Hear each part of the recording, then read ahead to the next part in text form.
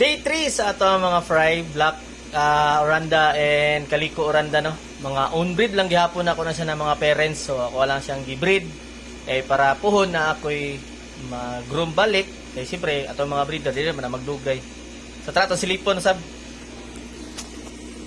So yan, ang nahibilin mga kuha na lang na mga bugok or wala nagpadayon or dili fertile. So yun, nag-hatch na halos gitanan ka third day. Bali actually kagabi pakita nako, mao na kagabi nag-hatch na gid sila kagabi Then karon buntag padulong na sila mag free swim. Yan. So once mag free swim na ang mga fry para sa kuha, mao na ako mga practice sa una pa. Diha na ako maghatag sa ilaha og first nila nga pagkaon. So ang ginahatag po nako is boiled egg yolk.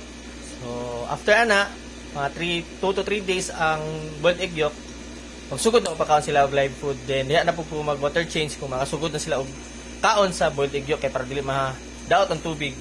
So tangilan ninyo mga ma'am and sir, mga chuy, mga kahabi, and sa mga follower na ako. Siyempre basin maka-share ta sa inyo nga puhon ani. So tangilan ninyo. Hangtod sa sunod, dalaygo ng Dios.